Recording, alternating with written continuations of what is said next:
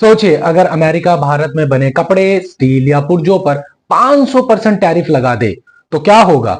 भारतीय एक्सपोर्ट बर्बाद हो जाएगा। लेकिन क्या आप जानते हैं कि इसी तबाही के बीच कुछ भारतीय शेयर रॉकेट बन सकते हैं। हाल ही में खबरों के अनुसार अमेरिका अपनी फर्स्ट नीति पॉलिसी के तहत भारत जैसे देशों पर भारी टैरिफ लगाने की तैयारी में है। आज हम जानेंगे कि इस ट्रेड वॉर में आपको अपना पैसे कहां लगाना चाहिए। एक्सपोर्ट छोड़े, डोमेस्टिक पकड़े। जब विदेशी बाजार बंद होते हैं तो सरकार और जनता अपनी कंपनियों को बढ़ावा देती है। हमें उन कंपनियों को चुनना है जिनका बिजनेस भारत के अंदर है। Sector 1 FMCG share, Hindustan Unilever या आईटीसी। चाहे अमेरिका 500% टैरिफ लगाए या 1000%, भारत के लोग साबुन, तेल और बिस्किट खरीदना बंद नहीं करेंगे। इनका बिजनेस अमेरिका पर निर्भर नहीं है। Sector 2 banking and finance share होंगे एचडीएफसी बैंक या आईसीआईसी बैंक। भारत की अर्थव्यवस्था को चलाने के लिए लोन की जरूरत हमेशा रहेगी। ये बैंक भारत की अंदरूनी ग्रोथ से पैसे कमाते हैं। Sector 3 defence and infrastructure.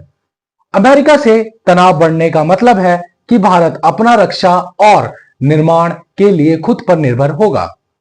1 HAL अगर अमेरिका से फाइटर जेट के पुर्जे आने बंद हो जाते हैं या महंगे होते हैं तो सरकार पूरा ऑर्डर एचएएल को देगी। शेयर 2 एलएनटी लसन एंड टार्बो। भारत के अंदर पुल, सड़क और मेट्रो बनने का काम कभी नहीं रुकता। एलएनटी का बड़ा रेवेन्यू भारत से ही आता है।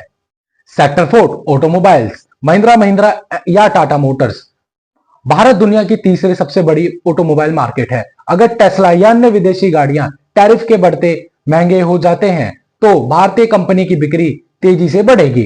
टाटा या महिंद्रा की ईवी गेम चेंजर साबित होगी। सावधान, आईटी सेक्टर, टीसीएस, इंफोसिस और अमेरिका को जेनरिक दवाई बेचने वाली फार्मा कंपनी से सावधान रहें।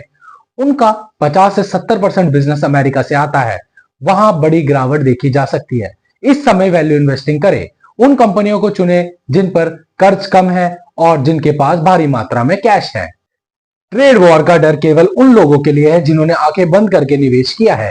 अगर आप एचएएल, एचयूएल और एचडीएफसी जैसे डोमेस्टिक जेंट्स के साथ हो तो आपका पैसा सुरक्षित है। अगर आप चाहते हैं कि मैं इन कंपनियों का बैलेंस शीट एनालाइज करूं तो नीचे यस कमेंट में करें और सब्सक्राइब करना ना भूलें।